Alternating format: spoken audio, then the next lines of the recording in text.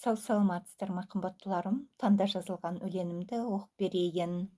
Білімді мұңды жығар әр кестеде, әркімнің өз ғасыры өмірінде.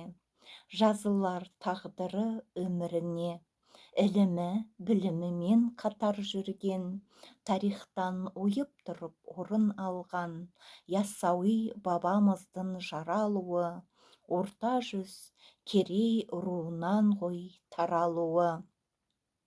Ерекше бала болып жаралғанды, ақылы ісіне сай өмірінде, ұстазын шәкірт озып дәуірінде, қайталанбас тұлға болып жаралғанды. Көптеген еңбек жазды халқы үшін, кемеңгер ұлы болып дараланған, еңбегі еш кетпеді дәуірімен, ғасырдан ғасырларға жалғасады.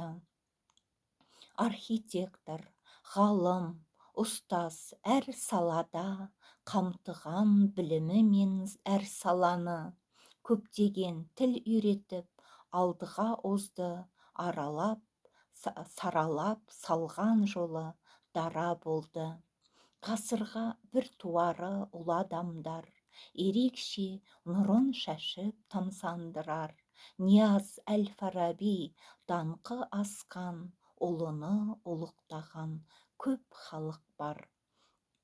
Жазу парыз көкейге келген сырларды, тарих беті айқын бір күн ашылар.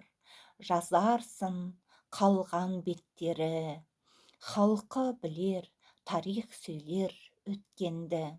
Шындық шығар, шарықтап білем десе, карта сөйлер әр ғасырдың беттерінен.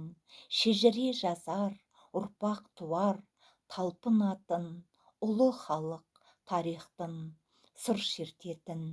Сау саламатта болыңыздар, күндеріңіз сәтті, бүгінгі келген жаңа жұма жақсылығымен кесін. Әр күндеріңіз бақытқа толы, берекелі күндеріңіз көп болсын.